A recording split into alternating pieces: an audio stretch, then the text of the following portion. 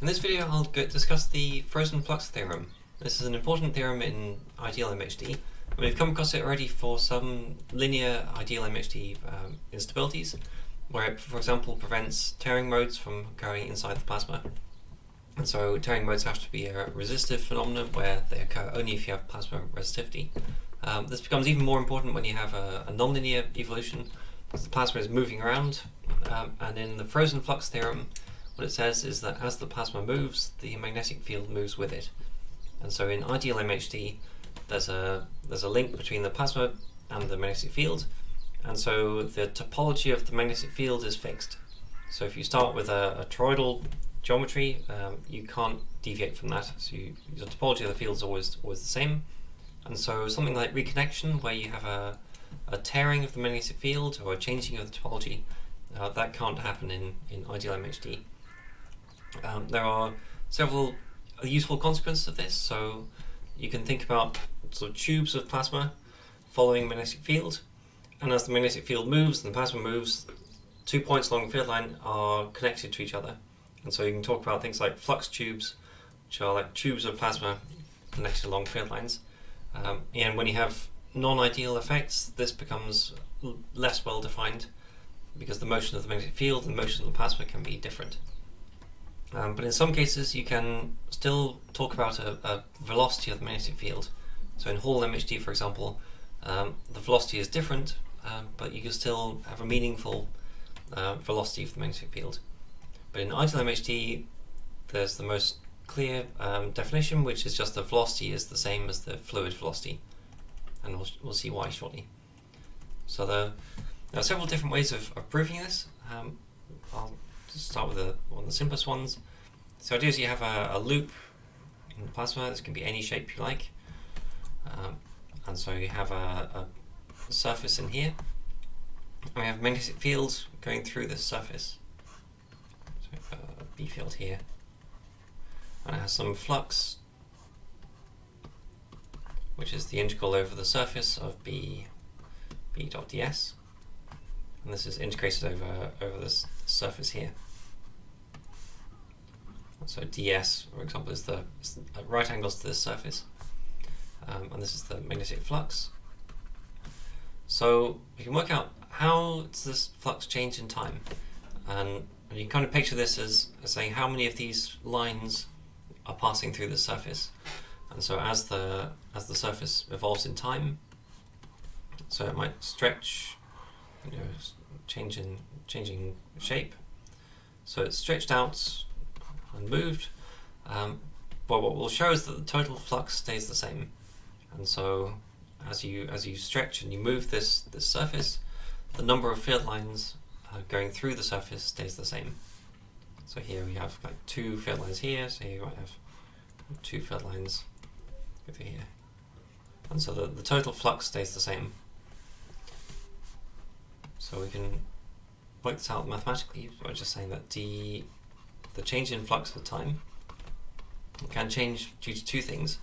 So either magnetic field changes or the shape changes. So here we have a shape changing, and so the area, this ds, is different. And so either you have the change in field, or you have the change in the area. So here we have a B, and we have a basic change in the area. So here this is keeping the area fixed, and this is keeping the magnetic fields fixed, and just changing the area S. Okay, so we work out this one. We can just substitute in the ideal MHD equation. So this is just curl of the fluid velocity cross magnetic field. This is a little bit more tricky to calculate. We can have a look by say looking at a small part of this surface here. So take this length here. We have a length dl, which is some piece of this loop around the outside, and then we imagine that this is moving. So we have this is this length, this is this dl, which is like a vector along this surface, and the fluid is moving So we have some kind of movement. So this is the fluid motion u. And then the area is the combination, is the cross product of these two. So this is created, so this line here moves to this line here. And this area in between, this is this change in S. This is the change in the surface. So change in S, the area, is the change in S, or this, so ds, is just the time, so delta t, times the fluid flow crossed the dl. So there's a term in here. Okay, so we basically just substitute this in here. This is the change in the area, and we put this into this equation here. So now we have two terms. So you see that this change in area with time is just this change in area from the velocity perpendicular to the length gives us this change in area. So area divided by time is this part here. Just gives us a u cross dl, and so this part here just goes to there. And now we can use this part that just come from this dB by dt. We just use Stokes Theorem, so there should be a .ds on this one. So here we use Stokes Theorem to simplify this curl and turn it into a loop integral around the outside.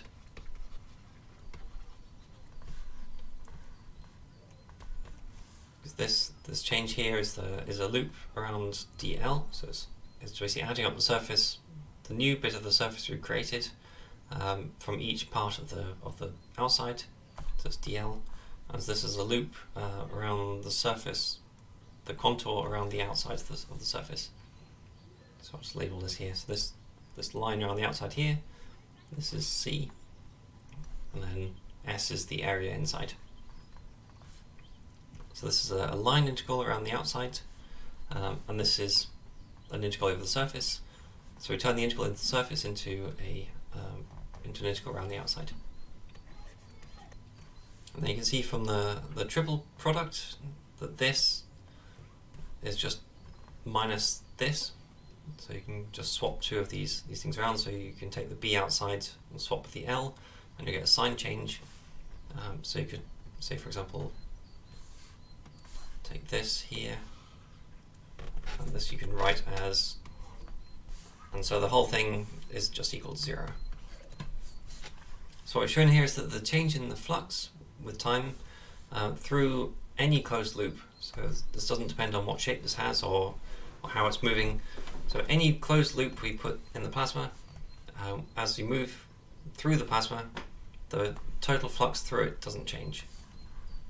And so we can extend this to look at cases where we have, for example, one loop over here, and we have another loop over here, and we have magnetic fields going through them, like field lines like this. And you can show this by essentially starting, so you start two loops very close to each other, so that they have the same flux, the same field lines go through both, and then you can move them apart. And because it doesn't depend, the change in flux is the same. There's no lines across this outside here, and so we can construct these tubes so that the field lines through one go through the other, and no matter how these move, the field lines stay connected. And so as these move through the plasma, this whole tube stays connected to itself, or all parts of the tube remain connected to each other. And this gives rise to the idea of a flux tube. So this is quite a useful concept, because you have essentially think of this as a pipe where fluid can flow down, for example. And as the plasma evolves, this moves around and can change shape, but it stays intact. So it can't be ripped or it can't be split into pieces, at least in ideal MHD. and if you make the tube smaller and smaller, of course, eventually you get to a field line. So if you in ideal MHD, it has some meaning to talk about a field line. In general, one field line can't be distinguished from another field line, but in ideal MHD, you can define a field line and then follow it through space and see how it moves and how it evolves. Now, in other fluid theories, so when it's non-ideal, here it's a bit more difficult to define. In general, this here, we can make this go to 0 if we find a velocity which obeys this. So as long as we can cancel this out, and this means that we need to find a velocity where we can cancel out this some speed u and basically the curl of the electric field here, and so we end up with any velocity we can find where we can define. So if we can find velocity w, and this we can then define this as a kind of a field line velocity. So if this can be defined, or this can be found, then the field is frozen, and it's moving with some speed of velocity w. It's just not necessarily the same as the plasma speed. This can't always be done, but in, for example, so ideal MHD we've just seen.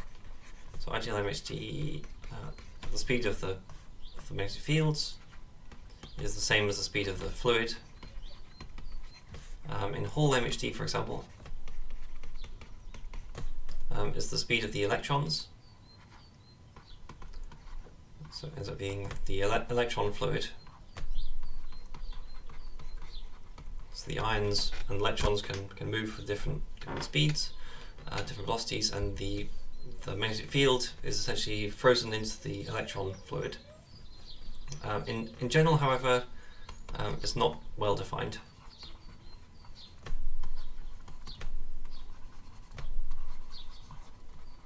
So in general, it's not very meaningful to talk about a single field line because one can't be distinguished from another. And you can have field lines destroyed or created, and it's very difficult to talk about one as being unique, or the speed of a field line.